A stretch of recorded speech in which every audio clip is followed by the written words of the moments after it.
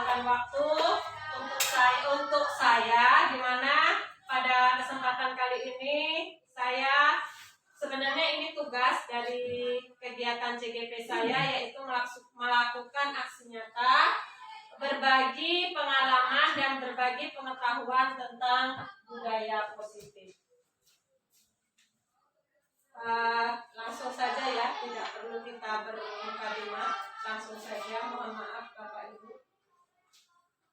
Adapun kegiatan kita pada siang hari ini, kita akan membahas yang pertama perubahan paradigma belajar, yang kedua tentang disiplin positif, kemudian keyakinan kelas, kebutuhan dasar manusia, motivasi perilaku manusia, posisi kontrol restitusi, dan yang terakhir yaitu segitiga restitusi.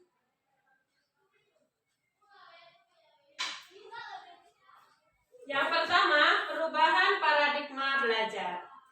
Pembelajaran dengan paradigma baru dirancang berdasarkan prinsip pembelajaran yang terdiferensiasi, sehingga setiap murid belajar sesuai dengan kebutuhan dari tahap perkembangannya untuk mewujudkan profil pelajar Pancasila.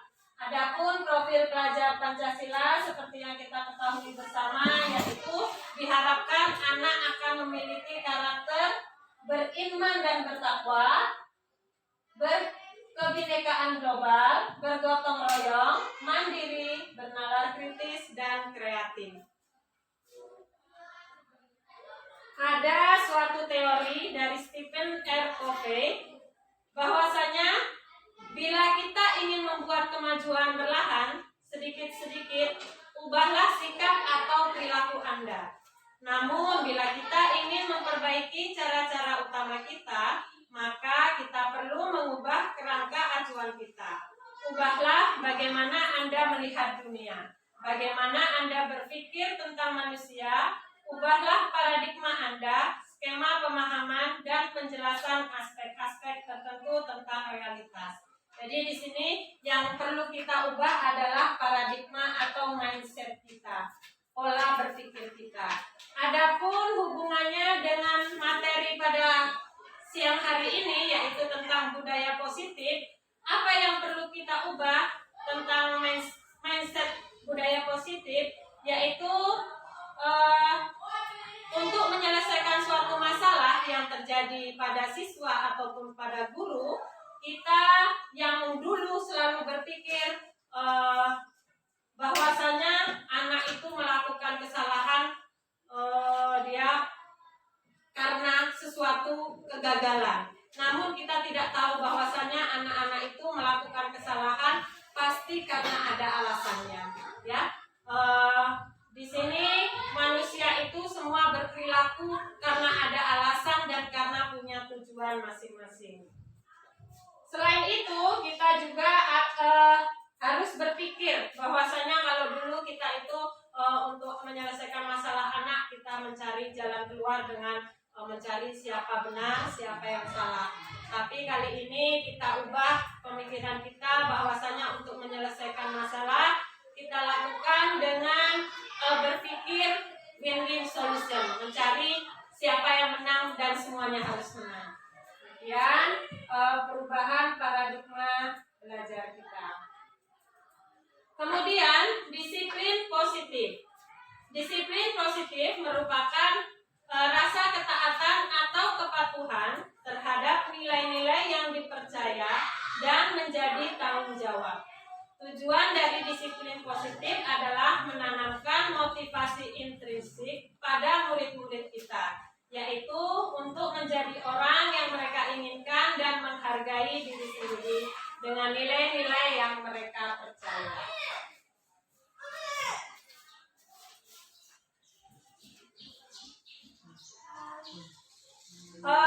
Manusia berperilaku pasti ada motivasinya. Ada 3 teori dari teori motivasi ini alasan manusia berperilaku, yaitu yang pertama untuk menghindari hukuman atau ketidaknyamanan. Yang kedua untuk mendapat imbalan atau penghargaan dari orang lain. ketiga, untuk menjadi orang yang mereka inginkan dan menghargai diri sendiri dengan nilai-nilai yang mereka percaya. Jadi mungkin ini bisa kita aplikasikan atau lihat dari diri kita sendiri. Bapak Ibu datang ke sekolah itu kira-kira apa motivasinya? Ya, atau murid-murid kita datang ke sekolah itu apa motivasinya? Sebagian besar mungkin termotivasi karena untuk menghindari hukuman atau ketidaknyamanan. Atau ada sebagian besar juga mereka ingin mendapat imbalan atau pengakuan dari orang lain. Nah, yang seperti ini disebut dengan faktor ekstrinsik. Sedangkan ada juga sebagian besar mereka melakukan sesuatu pekerjaan itu karena mereka menganggap itu untuk menghargai diri sendiri. Mereka ingin bertanggung jawab terhadap diri sendiri. Mereka menghargai nilai-nilai yang mereka percaya. Inilah yang diharapkan, yang merupakan motivasi intrinsik. Kebutuhan dasar manusia. Jadi manusia, baik anak maupun kita, melakukan sesuatu itu berdasarkan kebutuhan dasar kita. Adapun kebutuhan dasar manusia berdasarkan teori, ini yang pertama bertahan hidup atau survival. Jadi kita melakukan sesuatu itu pasti karena ada alasannya. Yang pertama, kemungkinan untuk bertahan hidup.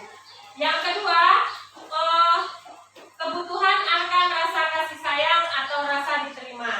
Kita berharap mungkin melakukan sesuatu, kita mengharapkan kasih sayang atau mengharapkan kita bisa diterima di kelompok tertentu.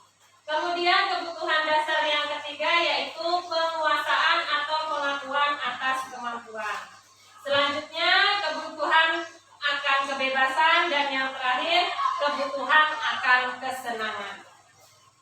Di sini seseorang baik anak maupun kita melakukan sesuatu itu mungkin dasarnya mereka merasa memang pengen bebas atau mereka ingin mendapat suatu kesenangan. Jadi itu merupakan kebutuhan dasar manusia. Selanjutnya keyakinan kelas atau kesepakatan kelas merupakan suatu karakter atau nilai kebajikan yang ingin dituju oleh seluruh warga kelas. Biasanya keyakinan kelas ini merupakan hasil diskusi dari warga kelas tersebut. Dahulu mungkin kita menyebutnya dengan peraturan kelas. Apa yang membedakannya? Yang membedakannya di sini keyakinan kelas. Sebagai contoh di sini saya contohkan saling menghargai dan menghormati, saling bekerja sama dan bergotong royong. Kemudian kalau tata tertib atau peraturan kelas, dilarang menggunakan kata atau kalimat kotor. Kemudian melaksanakan tiket kelas. Dari apa yang saya tampilkan ini antara keyakinan kelas dan tata tertib, kira-kira apa ya bedanya? Menurut Bapak Ibu, apa ya beda dari keyakinan kelas dengan peraturan kelas atau tata tertib kelas? Keyakinan kelas ini biasanya menggunakan kalimat yang menunjukkan karakter yang ingin dituju. Di sini ada karakter, di keyakinan kelas yang pertama ada karakter menghargai, menghormati. Kemudian bedanya kalau dengan tata tertib, di situ mungkin kata dilarang, menggunakan kalimat kotor, itu sebenarnya adalah salah satu bentuk dari keyakinan saling menghargai. Jadi kalau keyakinan kelas ini cenderung kita menggunakan kalimat-kalimat yang langsung merujuk pada karakter yang akan dituju atau dicapai oleh anak-anak kita. Ya. Kemudian posisi kontrol restitusi. Sebelum membahas tentang posisi kontrol restitusi, saya ingin mengajak Bapak Ibu menonton video tentang posisi kontrol restitusi.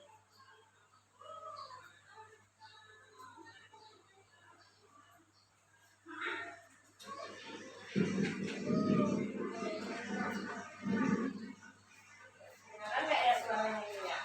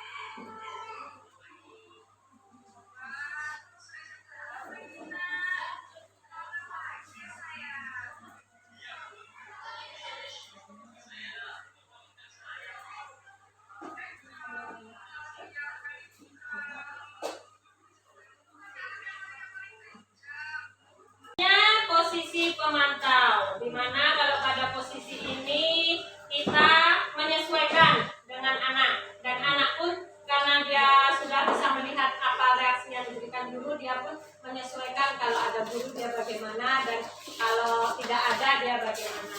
Dan yang terakhir, inilah posisi yang diharapkan yang merupakan posisi ideal, disebut dengan posisi manajer. Pada posisi ini kita berbicara, kita memberi komentar terhadap kesalahan yang dilakukan anak itu dengan kalimat yang tegas. Tegas bukan berarti marah ya, dengan kalimat yang tegas, dengan gestur tubuh yang tegak seperti itu.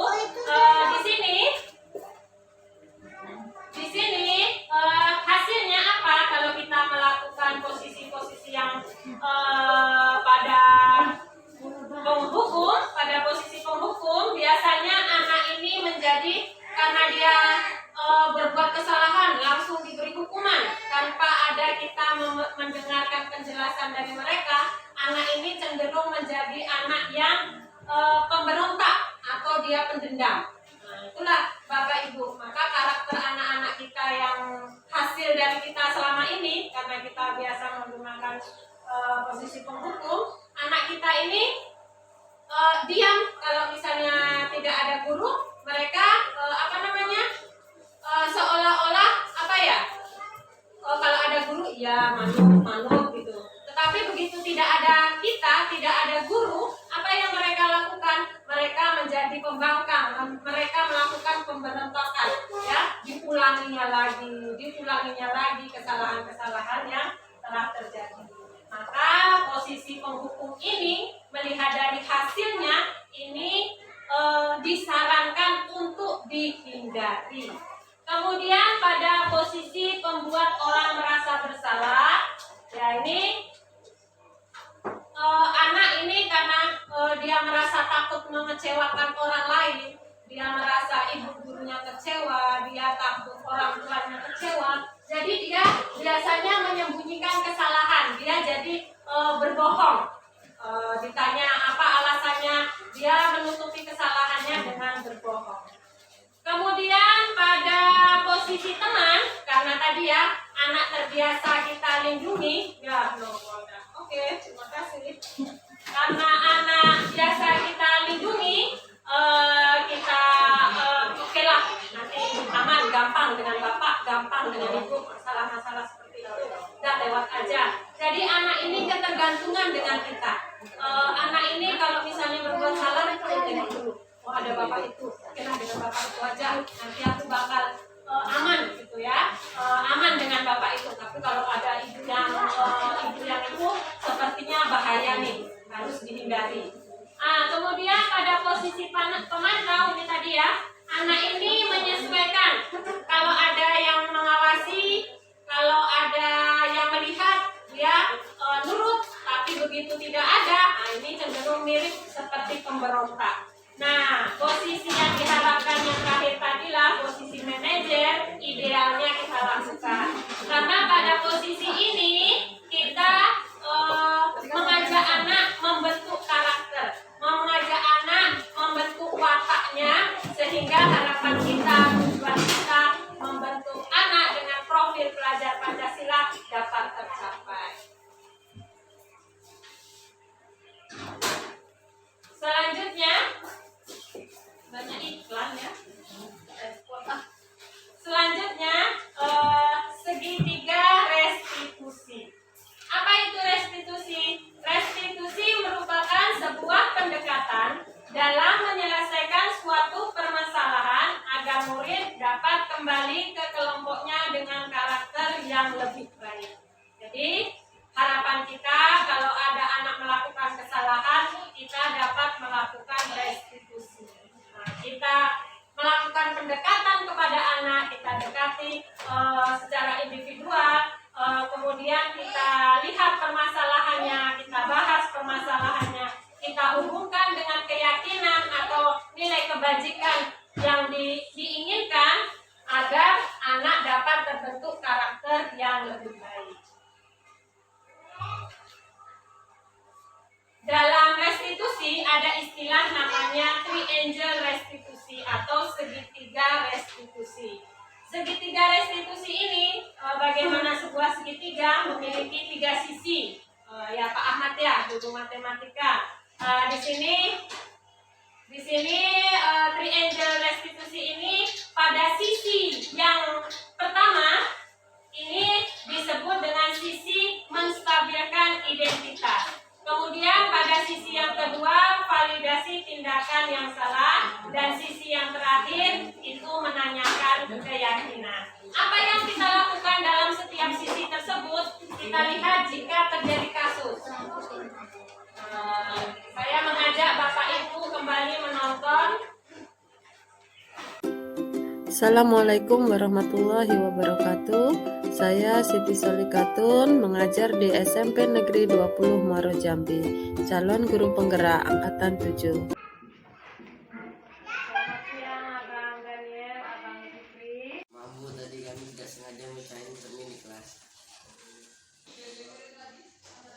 Kita tidak boleh main di kelas, tetapi kalian justru main lempar-lemparan bola di kelas. Jadi sekarang bagaimana ini Bang? Ibu tidak mencari siapa yang salah, tapi Ibu ingin kita menyelesaikan permasalahan ini. Ya Bu, maaf tadi kami terlalu asik bermain bola di kelas, jadi cerminnya pecah kena bola. Kamu pasti punya alasan kenapa bermain bola di dalam kelas. Kami cuma ingin bermain saja Bu, di luar panas, jadi kami main di kelas.